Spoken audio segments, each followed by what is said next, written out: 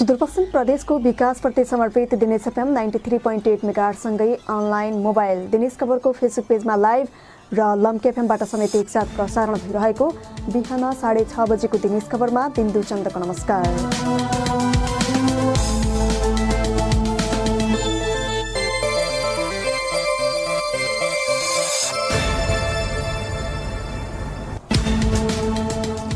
सुरुमा प्रसारणका प्रमुख खबरहरू। सुदूरपश्चिममा थप 64 जनामा कोरोना भाइरसको संक्रमण पुष्टि। प्रदेशमा संक्रमितको संख्या 255 पुग्यो। रणेन्द्रमा एकै गाउँपालिकामा 23 जना नयाँ संक्रमित थपिए।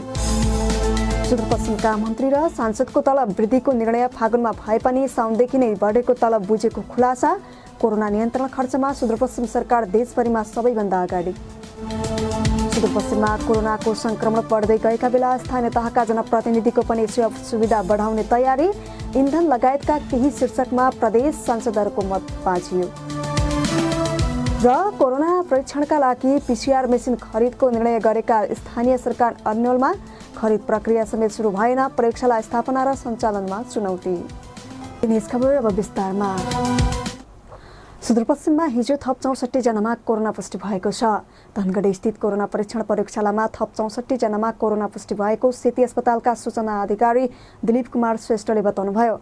उहाँका अनुसार हिजो पुष्टि भएका मध्ये 55 जना पुरुष र 9 जना महिला रहेका छन्। डडेलधुराका 24 जना, कञ्चनपुरका 21 जना, कैलालीका 11 जना, बझाङका 5 जना र डोटीका 3 जनामा कोरोना पुष्टि भएको सूचना अधिकारी श्रेष्ठले बताउनुभयो।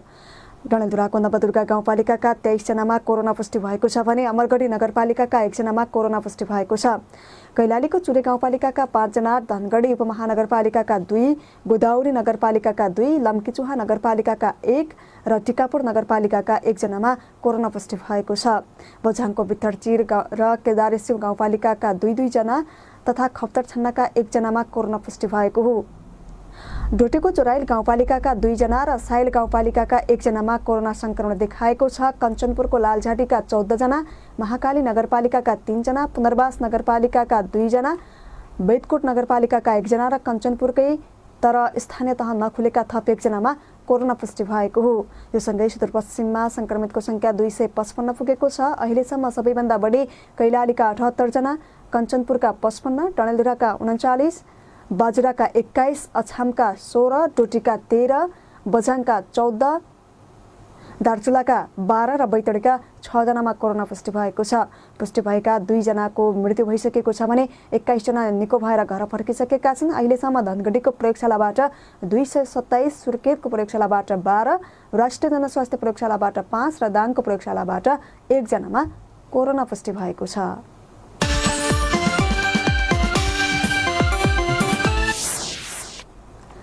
सुदूरपश्चिमका मन्त्री र सांसदको तलब बढाउने निर्णय फागुनमा भए पनि बढेको तलब साउनदेखि नै बुझेको खुलासा भएको छ। मुख्यमन्त्री, मन्त्री र प्रदेश सांसदले ऐन संशोधन नगरी 8 महिनामा 35 लाख बढी तलब बुझेको देखिएको हो।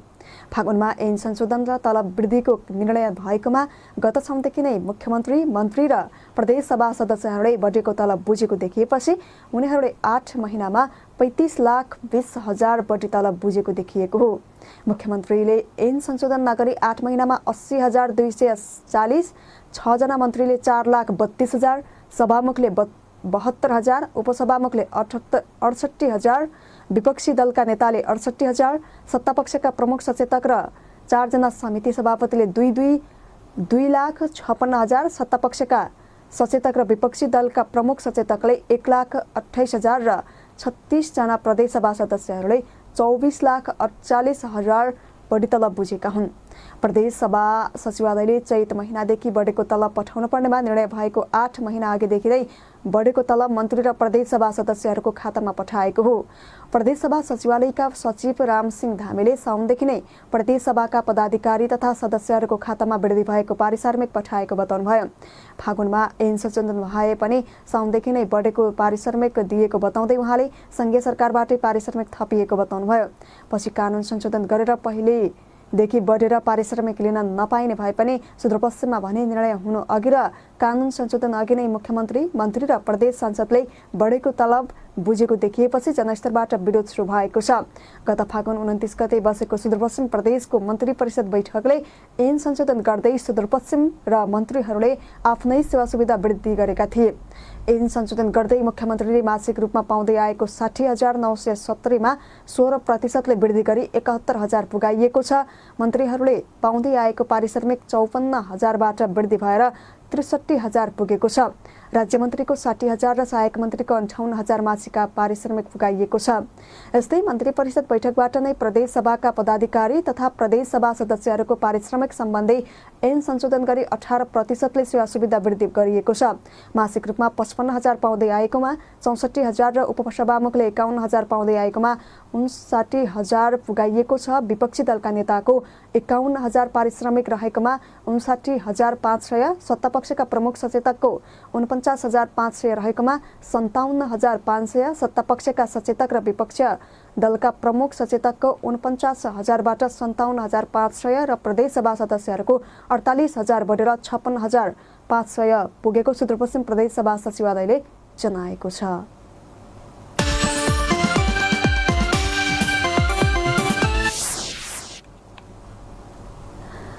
कोरोना नियन्त्रण खर्चमा सुदूरपश्चिम सरकार देशभरिमा सबैभन्दा अगाडि देखिएको छ। संघीय सरकारले कोरोना भाइरसको संक्रमण रोकथाम तथा नियन्त्रण कार्यमा गरेको खर्च सार्वजनिक गरेपछि सबैभन्दा बढी सुदूरपश्चिम सरकारले खर्च गरेको देखिएको हो। 7वटा प्रदेश सरकार मार्फत 1,30,04,79,000 रुपैयाँ खर्च भएकोमा सबैभन्दा बढी सुदूरपश्चिम सरकारले खर्च गरेको हो। सुदूरपश्चिम प्रदेश सरकारको कोरोना रोकथाम कोषमा 42,57,00,000 बढी रकम जम्मा भएकोमा 36,48,70,000 खर्च भएको छ। अन्य 6वटा प्रदेशले भने सुदूरपश्चिमको भन्दा आधा कम खर्च गरेका छन्। कोरोना परीक्षण प्रयोगशाला, आइसोलेसन स्थापना, कोरोना अस्पताल तथा क्वारेन्टाइन निर्माण, औषधि तथा स्वास्थ्य सामग्रीको खरिदमा सो खर्च भएको प्रदेश सरकारले जनाएको छ।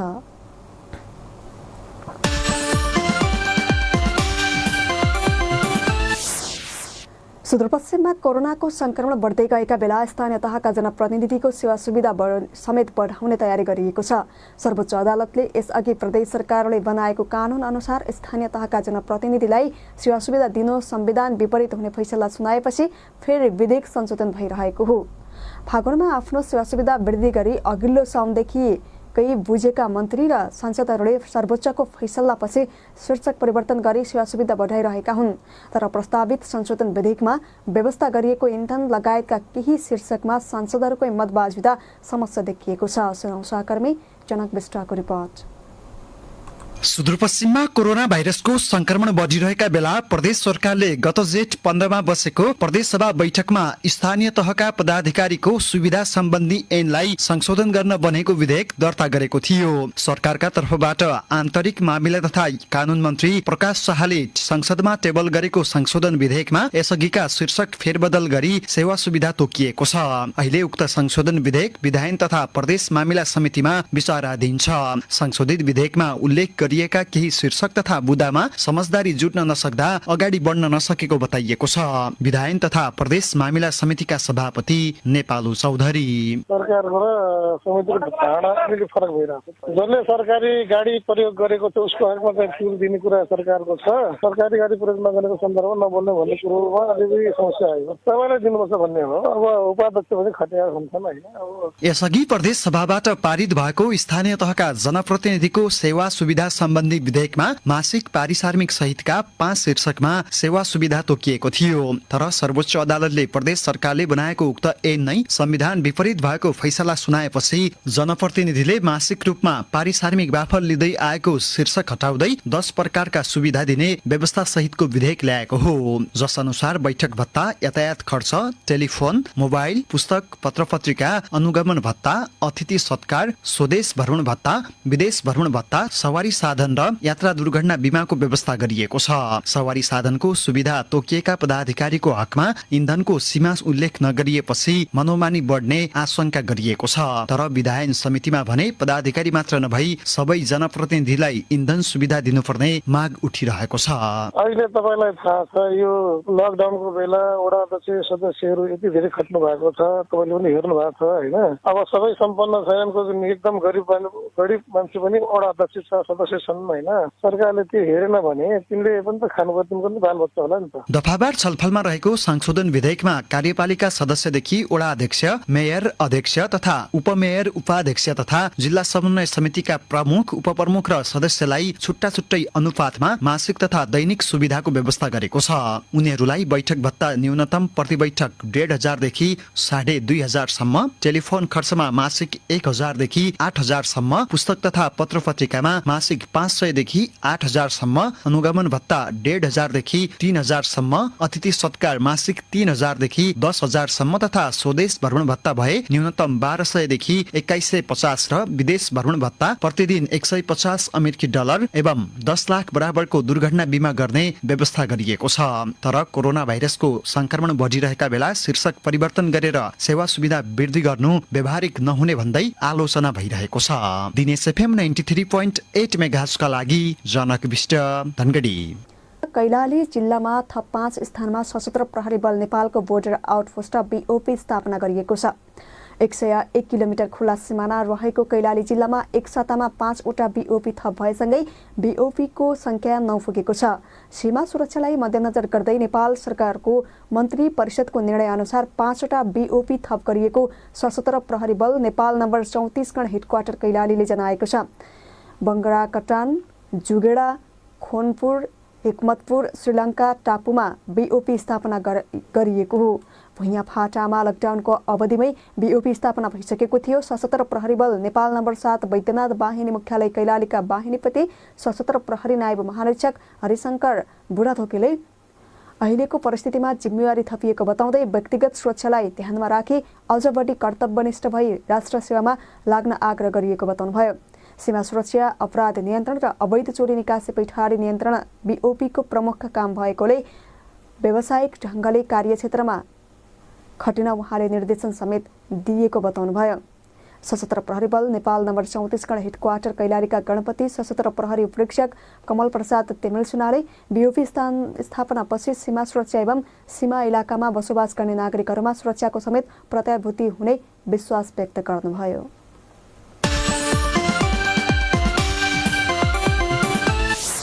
अब साप्ताहिक स्तम्भ श्रोता प्रतिक्रियाको पालो।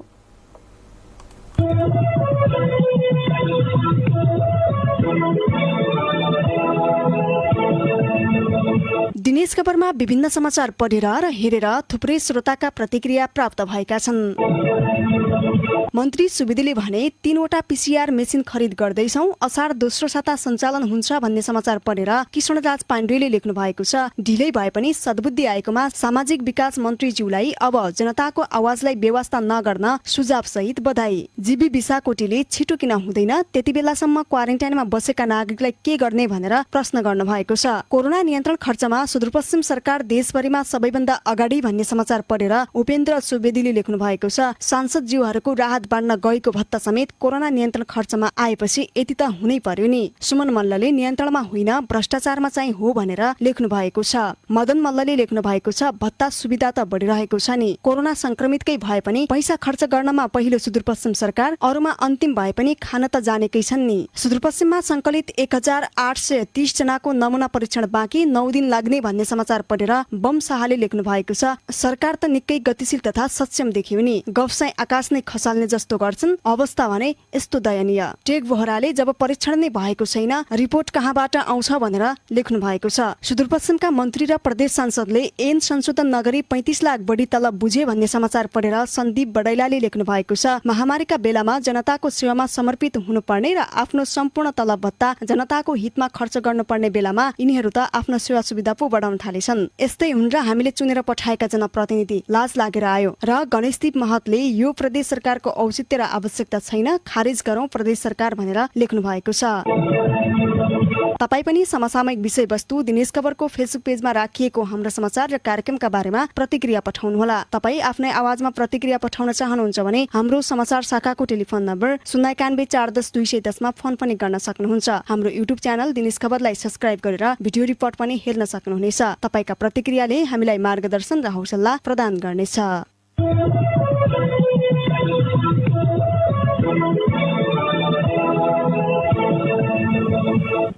अर्को प्रसङ्ग सुदूरपश्चिम प्रदेशमा कोरोना परीक्षण सुस्त भएको भन्दै प्रयोगशालाका उपकरण खरिद गर्ने निर्णय गरेका स्थानीय सरकार अन्यलमा परेका छन्। प्रदेशका 3 जिल्लामा कोरोना परीक्षणका लागि प्रयोगशाला स्थापना गर्ने निर्णय गरेका स्थानीय तहहरू अहिले भने अन्यलमा परेका हुन्। पीसीआर मेसिन खरिदको निर्णय गरे पनि स्थानीय सरकारले बजेटको जोहो गर्न सकेका छैनन्। प्रयोगशालाका लागि आवश्यक भौतिक संरचना समेत नभएपछि स्थापना र सञ्चालनमा समेत चुनौती हुने देखिएको छ। सुनौ सहकर्मी कमल साउदको रिपोर्ट। बझाङका सबै स्थानीय तहले गत जेठ 26 गते कोरोना परीक्षणका लागि आवश्यक पीसीआर मेसिन खरिद गर्ने निर्णय गरे। सुदूरपश्चिम प्रदेशमा एउटा मात्र कोरोना परीक्षणका लागि प्रयोगशाला रहेकाले ढिलाइ भएको भन्दै नगरपालिकाहरूले 15 र गाउँपालिकाहरूले 10 लाख रकम उठाउने निर्णय भएको थियो। तर निर्णय कार्यान्वयनका लागि अझै प्रक्रिया थालिएको छैन। बझाङको जयपृथ्वी नगरपालिकाका मेयर वीरेन्द्र बहादुर खड्का नगरपालिकाले फन्ड नलाएको र गाउँपालिकाले 10 लाख गर्ने मिलेको के कसरी जाने भनेर हामी आज छलफलमा निर्णय कार्यान्वयन हुन्छ। तर कसरी चाँडो यसलाई खरिदको बाटो के हो, उपलब्धको बाटो के हो, त्यसमा आधिकारिकता के हो भन्ने कुराको लागि आज हामी प्रशासनको मिटिङमा छौँ, एसीएमसीको मिटिङमा। यता कञ्चनपुरको भीमदत्त नगरपालिकाले पनि मेसिन खरिद गर्ने दाबी गरेको थियो। तर प्रयोगशाला स्थापनाका लागि आवश्यक पर्ने रकमको समेत जोहो भएको छैन। कोरोना परीक्षण प्रयोगशालाका सामग्रीको उपलब्धताका बारेमा पनि नगरपालिका अन्यलमा देखिएको छ। जिल्लाको भीमदत्त नगरपालिकाका प्रमुख प्रशासकीय अधिकृत पुष्कर प्रसाद भट्ट आट्यो त आट्यो, भीमदत्त नेताजीहरूले आट्यो। अब उधार गर्ने हो, कहाँबाट कति आउँछ, के आउँछ, कसो आउँछ, सब उधार जिन्दगी हो। कोरोना जस्तै भयो। अब भएन, अब जसरी भए पनि गर्ने, व्यक्तिगत चन्दा उठाएर नि गर्ने आफ्नो ठाउँको लागि। अहिले त्यो इस्टिमेट बनोस्, सब कुराहरू बनोस्, पैसा आइहाल्छ कि पैसा भइहाल्छन्, मान्छेहरू तयार हुन्छन्, दाताहरू सहयोगी हातहरू छन्। त्यो हाम्रो आयो होला के होला, तर हामीसँग पैसा भएर किन्न खोजिया चाहिँ होइन। डडेलधुराको अमरगढी नगरपालिका र भागेश्वर गाउँपालिकाले पनि पीसीआर मेसिन खरिदका लागि निर्णय गरेका छन् भने अछामका पूर्वी स्थानीय तहले पनि निर्णय गरेका छन्। तर अहिलेसम्म खरिद प्रक्रिया भने थालिएको छैन। यता पीसीआर मेसिन खरिद भए पनि सञ्चालनमा र स्थापना गर्न भने चुनौती छ। प्रयोगशाला स्थापनाका लागि एउटा छुट्टै घर आवश्यक हुने गरेको छ भने कम्तीमा 5 जना दक्ष जनशक्ति पनि आवश्यक हुन्छन्। दिनेश एफएम 93.8 मेगाहर्जका लागि कमल साउद, धनगढी। कञ्चनपुरमा मोटरसाइकल दुर्घटना हुँदा एक बालिकाको मृत्यु भएको छ भने बुवा गम्भीर घाइते भएका छन्। जिल्लाको कृष्णपुर नगरपालिका वडा नम्बर 4 मा मासे 6 प 3389 नम्बरको मोटरसाइकल दुर्घटना हुँदा 2 वर्षीय जेनिसा खड्काको मृत्यु भएको प्रहरीले जनाएको छ। जिल्ला प्रहरी कार्यालय कञ्चनपुरका प्रवक्ता प्रहरी नायब परीक्षक अमरबहादुर थापाले दुर्घटनामा परि घाइते भएकी बालिकाको उपचारका क्रममा धनगढीमा मृत्यु भएको बताउनुभयो। दुर्घटनामा परि बालिकाका बुवा समेत रहेका चालक 30 वर्षीय ज्ञानेन्द्र खड्का गम्भीर घाइते भएका छन्। उहाँको धनगढीको माया मेट्रो अस्पतालमा उपचार भइरहेको प्रहरी नायब परीक्षक थापाले बताउनुभयो। अस्पतालले अवस्था गम्भीर रहेकाले अन्यत्र लैजान भनेको छ।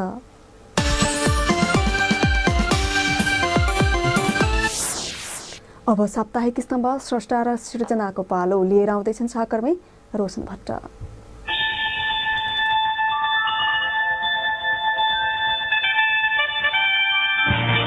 आजको स्रष्टा र सृजना लकडाउनमै धनगढीमा भइरहेको सृजना उत्सवको अनलाइन संस्करणप्रति केन्द्रित छ। विश्वभरि फैलिएको कोरोना भाइरसको प्रभाव हरेक क्षेत्रमा परेको छ। यसको संक्रमण फैलिँदै गएपछि जारी भएको लकडाउनका कारण सबैको दैनिकी समेत बदलिएको छ। लकडाउनका कारण घरभित्रै बस्ने साहित्यकारहरू भने फुर्सदिला भएका छन्। 2.5 महिना भन्दा लामो लकडाउनको समयमा दर्जनौं सृजनाहरू रचना भए पनि दर्शक श्रोता समक्ष पुगाउन भने सहज थिएन। तर लकडाउनमै सृजनशील मञ्च सुदूरपश्चिमले धनगढी सृजना उत्सवको अनलाइन संस्करण सुरु गरेको छ।